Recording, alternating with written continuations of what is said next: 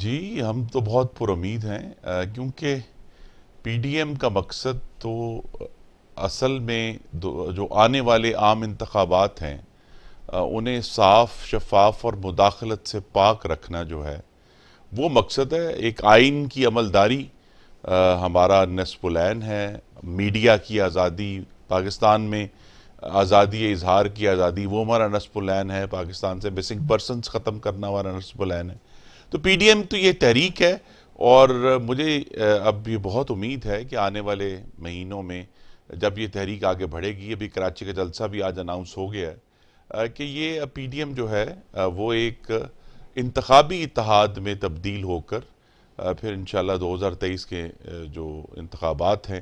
اس میں ہم حصہ لیں گے. اور اے این پی اور پیپلز پارٹی کا بھی کہنا یہ ہے کہ ان کے بھی مقاصد یہی ہیں. تو اگر تو وہ ہمارے ساتھ مل کر یہ حاصل کریں تو بہت اچھی بات ہے، لیکن اگر وہ نہیں ہے تو پھر بھی ہمیں یہ جو نصب العین ہے وہ تو لے کر چلنا ہے اپنی آنے والے نسلوں کے لیے، اور پاکستان کو ایک وفاق کے طور پر اکٹھا رکھنے کے لیے.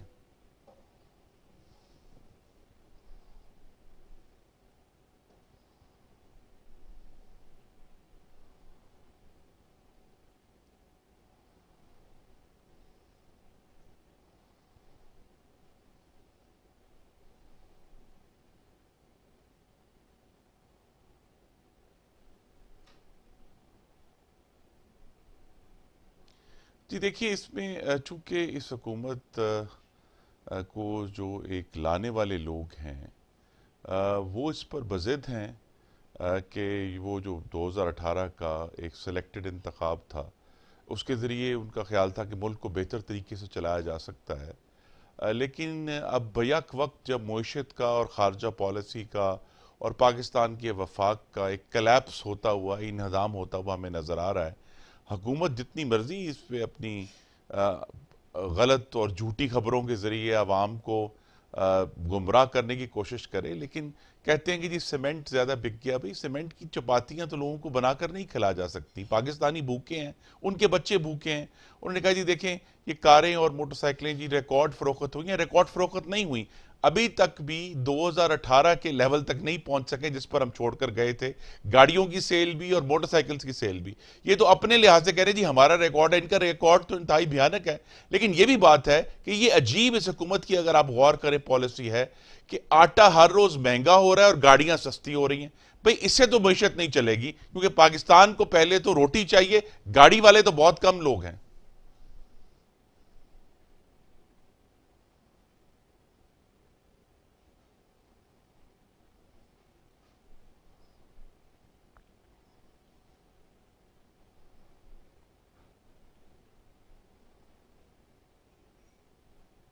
جی بلاول صاحب کے پاس اگر ایسے کوئی اطلاعات ہیں کہ اس کو ممکن بنایا جا سکتا ہے ماورائے آئین مداخلت کے بغیر اس تحریک عدم اعتماد کو، تو پھر تو ضرور آ کر بات کریں. ہمارے دروازے ہمیشہ کھلے ہیں. ہم پارلیمان میں اکٹھے بیٹھتے ہیں، بات کرتے ہیں. وہ تشریف لائیں اور آ کے شہباز شریف صاحب سے بات کریں. ایشو یہی تھا، اور یہ بار بار اس بات پر ڈسکشن ہو چکی ہے کہ اگر تو یہ معاملہ جو تحریک عدم اعتماد کا ہے وہ بھی تبھی کارگر ہے اگر ہم اس بات کو یقینی بنا سکیں کہ آنے والے انتخابات جو ہیں وہ کسی غیر آئینی مداخلت کے تحت نہیں ہوں گے اور ان سے پاک ہوں گے. تو اصل مقصد وہاں تک پہنچنا ہے. اگر اس تک پہنچنے کے لیے ہم ایک ایسا تحریک عدم اعتماد لا سکتے ہیں اور بلاول صاحب سمجھتے ہیں تو ضرور آ کر ہم سے بات کریں اور ہم ان کو بڑی سنجیدگی سے سنیں گے.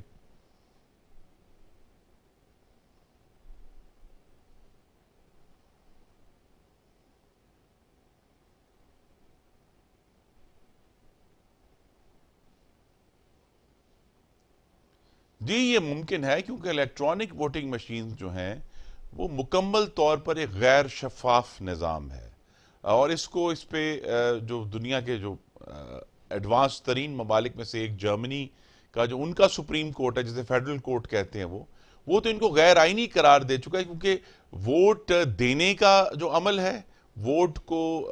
رکھنے کا عمل ہے، اور پھر اس کے بنیاد پہ جو نتائج کو کمپائل کرنے کا عمل ہے، یہ تینوں عوامل جو ہیں وہ غیر شفاف ہیں. اور اسی لیے دنیا کے تمام ممالک جنہوں نے الیکٹرانک ووٹنگ مشین ٹرائی بھی کی ہیں،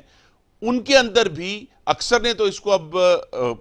غیر یعنی قابل عمل کہا ہے کہ یہ قابل عمل نہیں ہے، اور جو ابھی بھی استعمال کر رہے ہیں وہاں بھی مستقل طور پہ ابھی فرانس میں ابھی کل جو ہے برازیل کے جو صدر ہیں انہیں بولسونارو نے کہا جی کہ آنے والا انتخابات اگر الیکٹرانک ووٹنگ مشین پہ ہوتا ہے تو ہمیں قابل قبول نہیں ہوگا، اس میں بہت سارے ایشوز ہیں۔ تو اسی لیے یہ الیکٹرانک ووٹنگ مشین کوئی جادوئی حل نہیں ہے پاکستان کا، اس کو محدود جگہوں پہ جیسے اسلام آباد شہر ہے اس میں اگر ایک دفعہ اس کا ٹرائل کر لیں ایک انتخاب میں تو ہو سکتا ہے، لیکن اکٹھا 22 کروڑ پاکستانیوں کے ملک میں جہاں آپ نے تربت میں بھی الیکشن کرانا ہے اور چترال میں بھی کرانا ہے، اور آپ نے جو ہے وہ اب سابقہ فاٹا جو ہے اس کے اندر بھی کرانا ہے، اور آپ نے جو ہے وہ لسبیلا میں بھی کروانا ہے، تو بیک وقت اگر آپ نے یہ 22 کروڑ کا الیکشن جو ہے وہ اس وقت الیکٹرانک ووٹنگ مشین کے ذریعے کہیں بھی ممکن نہیں ہے۔ ہندوستان نے 10 سال لیے تھے اور ابھی بھی وہاں اس کے اوپر بہت تحفظات ہیں، تو یہ معاملہ ہم تو اسے مسترد کرتے ہیں، کیونکہ اگر ہم نے 2018 سے کوئی سبق سیکھا ہے کہ جب الیکٹرانک ووٹنگ مشین نہیں بھی تھی تو ایک دوسرے آر ٹی ایس سسٹم کے ذریعے پورا سسٹم مینیپولیٹ کیا گیا، اور دیکھیں نا الیکٹرانک ووٹنگ مشین پریزائڈنگ افسروں کے اغوا کو نہیں روک سکتی۔ الیکٹرانک ووٹنگ مشین جو ہے وہ جب ان شہروں کی گلیوں میں گولیاں چلاتے ہیں لوگ سرکار کے، وہ اس کو نہیں روک سکتی۔ تو الیکٹرانک ووٹنگ مشین جو ہے وہ ایک بڑا محدود سا حل ہے، اور اس کو بھی محدود طریقے سے ہی ٹرائل کرنا چاہیے۔ یہ پاکستان کے عام انتخابات میں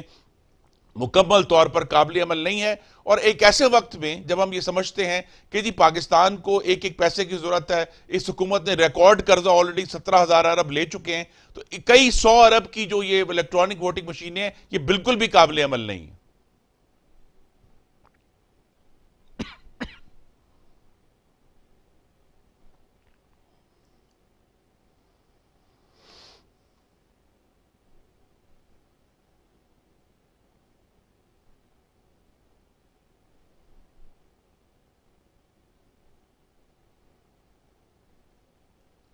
جی مجھے امید ہے کہ ہمارے دونوں جو قائدین ہیں، ایک صدر ہیں ایک نائب صدر ہیں، دونوں پی ڈی ایم کے جلسوں میں نظر آئیں گے انشاءاللہ، اور مسلم لیگ نون کا اور پی ڈی ایم کا جو جمہوری ایجنڈا ہے جو 20 ستمبر 2020 کو جس کا اعلان کیا گیا تھا، اس کو لے کر یہ دونوں جو ہیں شہباز شریف صاحب بھی اور مریم نواز شریف بھی اس کو لے کر چلیں گے، کیونکہ مقصد ایک ہی ہے کہ پاکستان میں کے آئین میں جو وعدہ کیا گیا ہے کہ اقتدار اعلیٰ اللہ تعالیٰ کے بعد منتخب نمائندوں کے ہاتھ میں ہوگا، ہم نے یہ وعدہ پورا کرنا ہے انشاءاللہ۔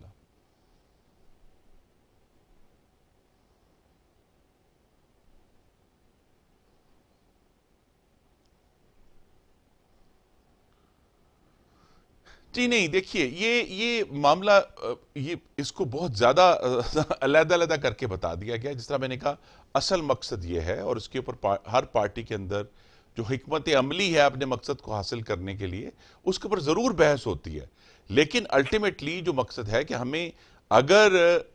کسی بھی طرح کوشش ہوگی جیسے جیسے انتخابات قریب آئیں گے کہ گفتگو بھی ہو، لیکن ابھی تو جس قسم کے فاشسٹ اقدامات کے ذریعے مسلم لیگ نون کو، اپوزیشن کو، میڈیا کو دبانے کی کوشش کی گئی ہے، اس کے خلاف احتجاج ہمارا حق ہے، اور یہ احتجاج ہم کریں گے، پاکستان کے لوگوں کی آواز بلند کریں گے انشاءاللہ۔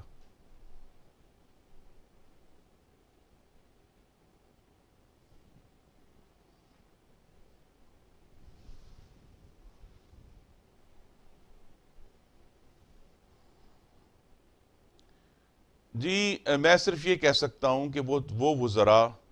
جو جو انہیں اللہ تعالیٰ سے پناہ مانگنی چاہیے، ورنہ تو انہیں بھی یہ دعا دی جا سکتی ہے کہ جتنے نواز شریف بیمار ہیں اب وہ بھی ہو جائیں، لیکن ہم ایسی دعا نہیں دیں گے۔ ہم یہ کہیں گے کہ آپ بیماری کا احترام کریں،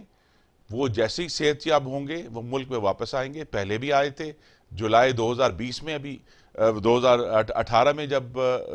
اس وقت الیکشن کیمپین کے درمیان میں واپس آ کر جیل چلے گئے تھے، تو ان کو اپنی اس پٹی سے محبت ہے، اور جیسے ان کے ڈاکٹر الاؤ کریں گے وہ واپس آئیں گے۔ یہ جو بیماری کا ٹھٹھا اڑانا ہے، یہی سارا معاملہ اسی طرح ہی بہت ہی کبھی انداز میں مرحومہ کلثوم نواز کے موقع پر بھی کیا گیا تھا، اور اب یہ دوبارہ وہی کھیل کھیل رہے ہیں۔ اللہ تعالیٰ سے پناہ مانگیں، میں بار بار یہی کہوں گا کہ کسی کی بیماری کا ٹھٹھا نہ اڑائیں۔